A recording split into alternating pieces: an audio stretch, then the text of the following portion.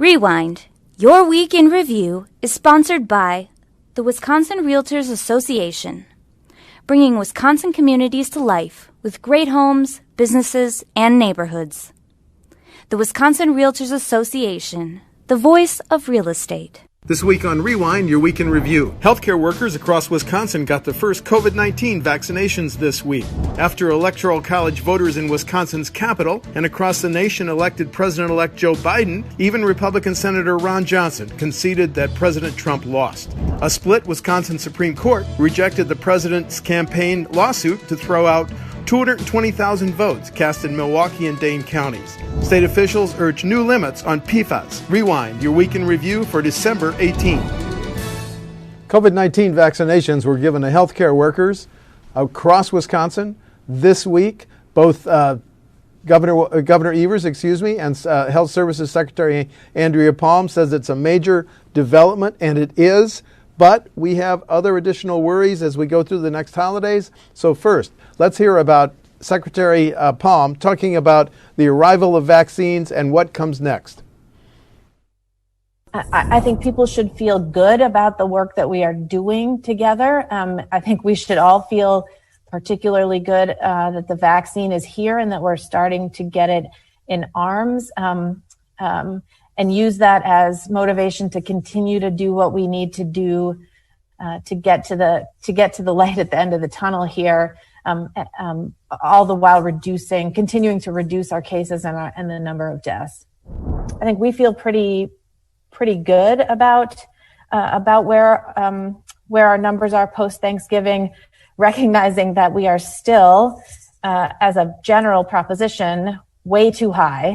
While this is certainly hopeful news, we have to continue to drive down our numbers. We have to continue to be really vigilant about the mask wearing, about the staying at home, about the good hand hygiene. And it certainly means we have to keep our foot on the gas, and we have to double down as it relates to the upcoming holidays and do at least as well as we did for Thanksgiving over these next set of holidays. So here's what we learned from Secretary Palm's briefing earlier this week. First priority for the vaccinations is about 400,000 healthcare workers, followed by 57,000 residents of skilled nursing homes. Skilled nursing facilities is the Secretary's term. Wisconsin was scheduled to get 49,725 doses of the Pfizer vaccine, and officials hope, pending approval by the FDA, to get 100,000 doses of the Moderna vaccine. There is a requirement, because of the extreme temperatures that the Pfizer vaccine must be kept at, that it must go through our 8 regional hubs. But Secretary Palm said that is not true of the Moderna vaccine, because it must be kept at not as cold as temperatures. So that can go directly from manufacturers to vaccinators. But Health Services Secretary Palm says it will be months, her term, before vaccines are widely available. JR, here's what I want to talk about on this subject. Part of the package of Assembly Republicans, as you can remember, they want oversight over distribution of vaccines, yet Secretary Palm says the guidelines are coming from the feds. I'm just curious, do you think both Assembly and Senate Republicans will demand, indeed, oversight over who gets the vaccines, issues that'll come out over the next first few months of next year?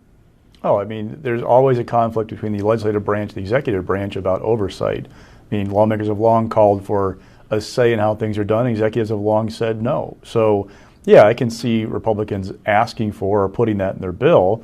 The question is whether Evers would give that up. And two, don't forget, here we are in mid-December.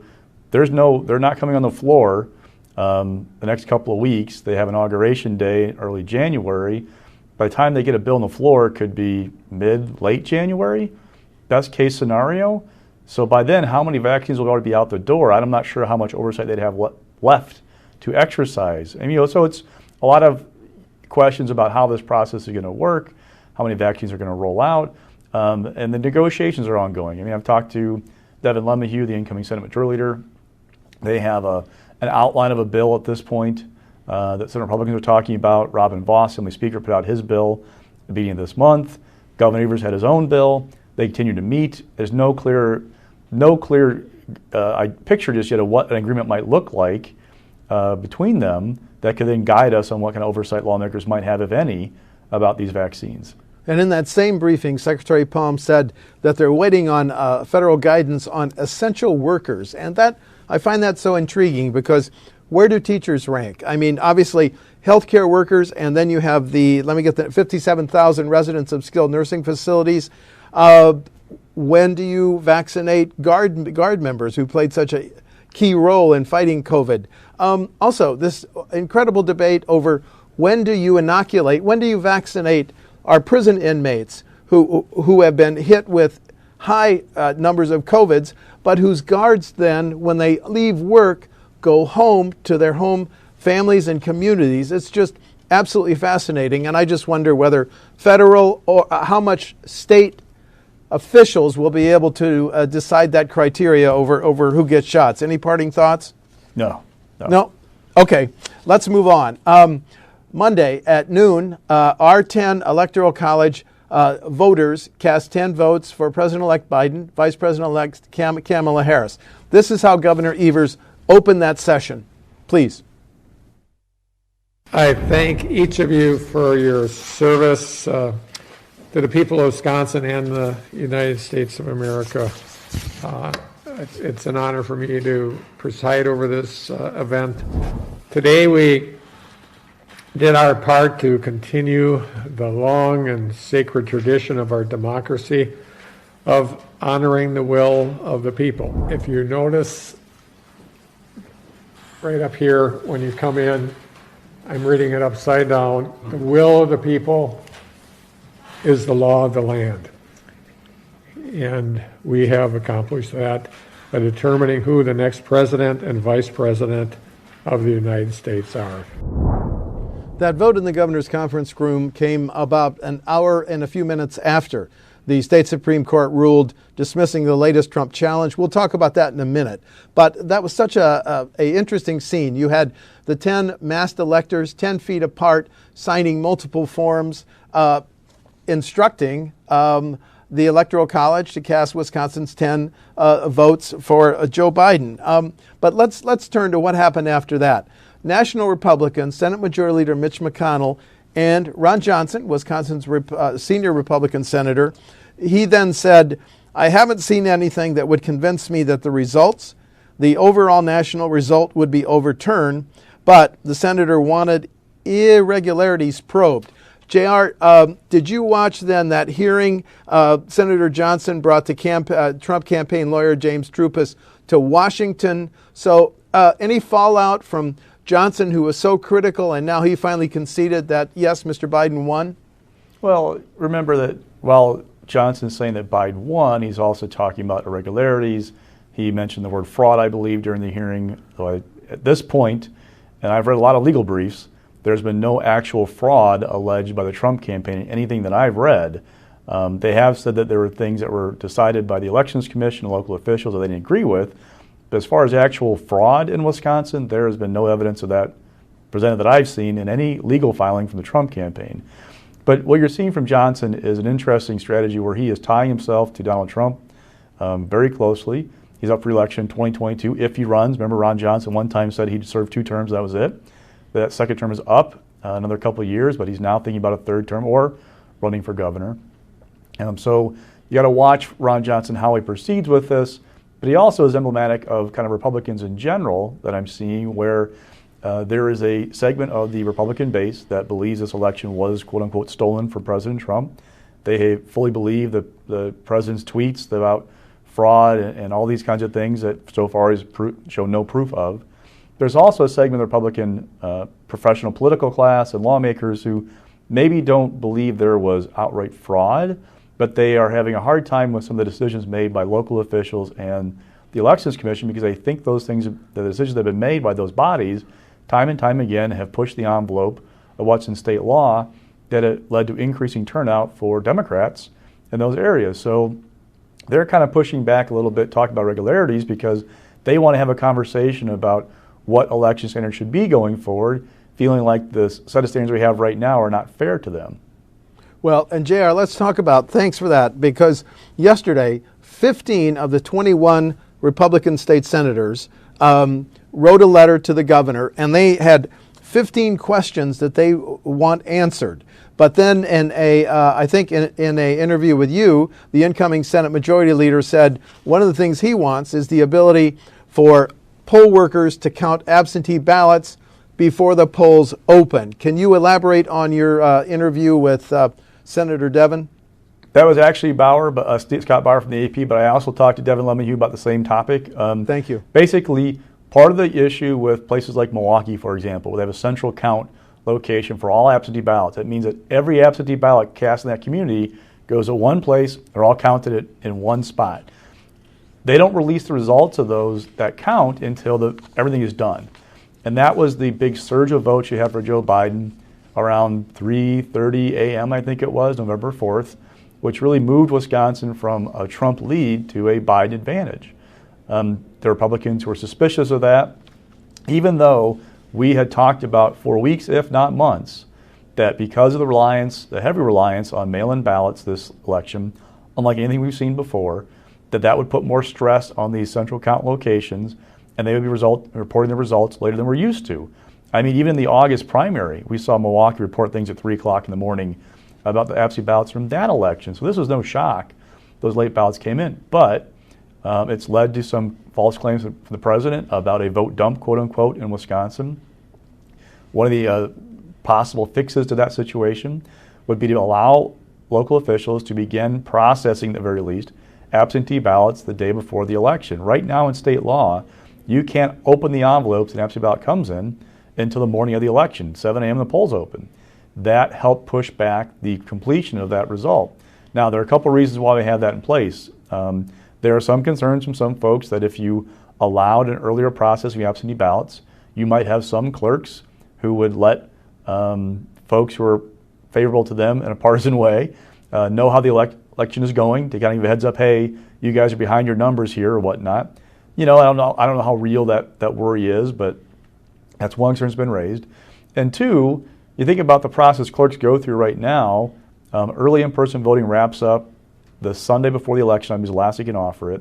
That Monday's often a day of preparation for the polls. So there's some concern that adding counting ballots on the Monday or processing whatever's allowed the day before election day might add to the burden that clerks already have. So watch that debate going forward. But what's going to be interesting is we're seeing a lot of calls for quote-unquote election integrity from Republicans. They haven't really defined it so far. But you can see a roadmap that they're unhappy about things like clerks being allowed by Elections Commission to fill in missing information in absentee ballot envelopes, like when a witness to an absentee voter forgets his or her zip code, for example. Clerks can fill that in on their own right now. Republicans think that's not allowed under the law. The use of drop boxes was widespread around Wisconsin this fall. That's been raised as a concern, and definitely can find voters if they're properly claiming that status. So watch to see how that plays out. And don't forget, the state Supreme Court didn't rule on the merits of the Trump lawsuit in that ruling, but it kind of gave a roadmap. The majority did, or at least Brian Hagedorn, who wrote the majority, of where this future challenge may go. And that position is kind of favorable to where current law is. So if you're Tony Evers or Democratic lawmakers, I'm not sure you have an incentive to agree to tighter restrictions that Republicans may want, knowing that you are having a good guess the state Supreme Court's on kind of the same page you are when it comes to these things. Before we go to that Supreme Court ruling, which is where we're going to go next, a quick follow-up question, JR. Am I making too much of it? Am I majoring in a minor of that letter to the governor? 15 of the 21 Republican senators sent it, and it was not signed by Senator Coles, Koyenga, incoming Senator Ballwig, Senator Fyan, or incoming Senator Wimberger. Is that significant or no? We'll see. Kind of keep an eye on it. What I'm watching for is what kind of bill comes out of each house, or maybe a joint bill from both houses, from Republicans, and if the caucuses are on board with both of those bills. Okay. If you watch the hearing last week before the elections committees, a joint hearing between both committees, there were definitely some Republicans who had concerns about how the election was run. I don't know, again, that they're going to get a receptive audience from Democrats and Governor Evers with those complaints, however. Okay. Now, you and I spent part of last Saturday, listening to a very unusual Supreme Court oral arguments in the case filed by the Trump campaign trying to invalidate the 220,000 votes cast in Dane and Milwaukee counties. At about 10:45 on Monday, 75 minutes before the Electoral College was scheduled to meet, that opinion came out. It was 4-3. Let's quote from the majority opinion written by Justice Hagedorn just quickly. The challenges raised by the Trump campaign come long after the last player, even the last game. The campaign is challenging the rule book adopted before the season began, striking these votes now after the election and in only 2 of Wisconsin's 72 counties when the disputed practices were followed by hundreds of thousands of absentee voters statewide would be an extraordinary step for this court to take. We will not do so. Justice Hagedorn was joined, of course, by Justices Ann Walsh Bradley, Rebecca Dallett, and Jill Karofsky. Then one sentence, or maybe 2, from a dissenting opinion filed by Justice Rebecca Grassel Bradley. How astonishing that 4 justices of the Wisconsin Supreme Court must be reminded that it is the law that constitutes the rule book for any election, not Wisconsin Election Commission guidance. And elections officials are bound by the rule of law. She was joined by Chief Justice Pat Rogenzak, Justice Annette Ziegler. What's your take on that 4-3 ruling that we saw about 10:45 last Monday, JR? Well, the main thrust of the majority opinion written by Brian Hagedorn was that the Trump campaign waited too long to file these challenges. For example, the Trump campaign challenged that advice that clerks have been given by the Elections Commission, they can fill in missing information, these absentee ballot envelopes. That information has been in place, advice has been in place since at least October of 2016, I believe. The Trump campaign also challenged absentee ballot envelopes for those who vote early in person. You're supposed to submit a written application for absentee ballot in Wisconsin before you can vote absentee.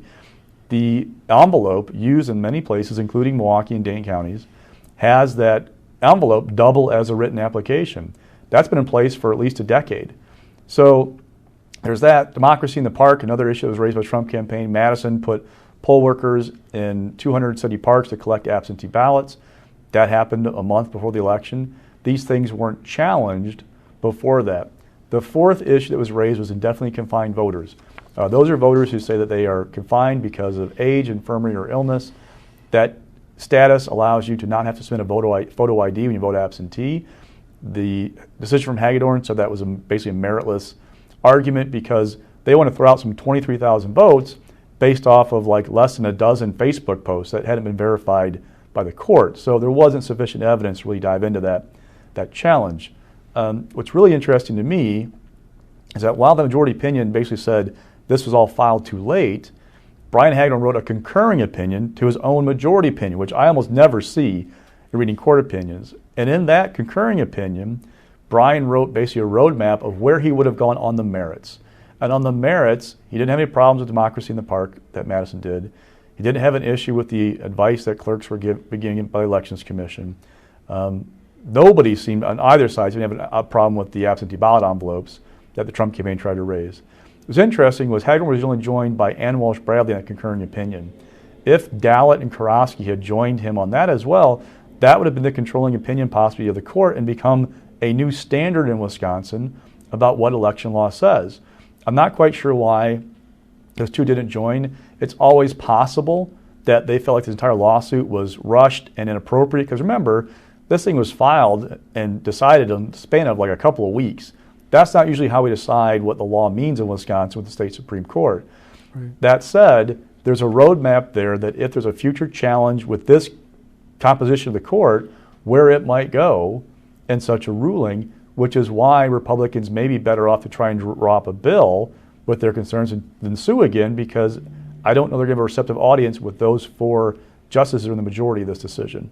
Right, and let's also note that just yesterday, the Supreme Court heard a challenge to Governor Evers' orders, that would have put a 25% occupancy rule in place to fight the COVID spread. That Executive Order 3 has since lapsed, so we'll be looking for a ruling on that. But let's close this segment by just with this very sharp exchange between Justice Karofsky and the Trump campaign lawyer James Trupis, a former judge appointed by Walker who then chose not to seek re-election. Very sharp exchange, please. The people of Wisconsin should be thanked for exercising their civic duty, for doing what is asked of them and coming to vote. And what you want is you want us to overturn this election so that your king can stay in power. And that is so un-American. And for you to say that anyone in Wisconsin engaged in fraud, for you to perpetuate that fallacy on the people of Wisconsin and the people of the United States in America in what has been called the most significant election in our lifetime is nothing short of shameful. I believe that this country was founded on the principle of the rule of law. When we forget the rule of law, when we forget to enforce mandatory statutes as are involved here, we have lost our country. Jared, we don't need to spend a lot of time on this, but we now know the 16 members of the Joint Finance Committee that will draft the legislative response to the budget that Governor Evers will present in February. We're showing a graphic of where they're from and who they are. Obviously, you have two new co-chairs in Representative Mark Bourne and Senator Howard Markline. I'm just going to point out that 2 of the 16 are from northern Wisconsin, Senator-elect Felskowski and State Representative Zimmerman of River Falls. Just an observation, 6 of the 16 will not have served on Joint Finance in the last session, although Senator Koyenga and Felskowski have been on the Joint Finance in previous sessions. Any PSs on the, now we know the makeup of the Finance Committee? Just underscoring the kind of lack of experience this conversation has compared to past sessions. I mean, John Nygren had chaired the committee for, I think, a record-tying 4 times. Alberta Darling, for Assembly co-chair. Alberta Darling had served a record-tying 6 terms as co-chair. She spent more than 2 decades on the committee. Neither will be there for this budget. It's going to be both a challenge and opportunity for Mark Bourne and Howard Markline to kind of lead that committee through a budget process with a lot of new faces who maybe aren't used to, one, split government. There are a lot of Republicans who have even served prior to this past 2 years under a Democratic governor. But 2, a budget that is going to set up Governor Evers to run for election. Governors that we've covered for a long time, Steve, do 2 budgets, right? They do the Payne budget, the first 2 years of term, and the reelection budget in the second 2 years. That reelection budget is about, making people happier before they run for re-election. So what can Governor Evers do that might be A, pleasing to his base, and B, attractive to swing voters ahead of that re-election in what could be a very tight fiscal picture with uncertainty about COVID-19. I think we're in decent shape with the revenue that we're seeing right now, but there's a lot of uncertainty out there, and I don't know how willing Republicans will be to passing a budget that is agreeable to Evers. Don't forget, a year and a half ago, he signed a budget that Republicans tout as their budget. You remember? They kind of felt like they had kind of one-upped him on that. Would Evers sign a budget that they felt like was Republicans like was their budget again, or might he be willing to veto this? There's a lot of kind of unknowns out there about how this budget process is going to play out. Yeah, and just a very quick PS on that. You have 2 members of Joint Finance from Milwaukee, Representative Evan Goyke, Senator Tanya Johnson. You don't have anybody from Dane County because Senator Erpenbach now lives in West Point, which is just, it's not Dane County. Okay, let's move on. There was a PFA action plan recommended this week. It'll go to the governor. It was drafted by DNR, the Department of Justice. Let's look quickly at its recommendations. Science-based PFA standards for soil, groundwater, and sludge, requiring municipalities, some schools and businesses to test for PFAS, setting a deadline for fire departments to stop using foam with PFAS, improving the delivery of safe drinking water to communities impacted by PFAS contamination. Most of this requires action by the legislature and governor, and the DNR is now regulating 40 sites statewide for PFAS contamination, and a report last week showed PFAS showing up at the Dane County Airport area used for fire department training. Thousands of multiple exceedingly high levels of PFAS. And we should also point, JR, as we are taping this show, the Joint Committee for Review of Administrative Rules is debating a motion to overturn DNR rules to implement a bill recently passed that would require fire departments to stop using PFAS. I just find that interesting. Any PS before we move on?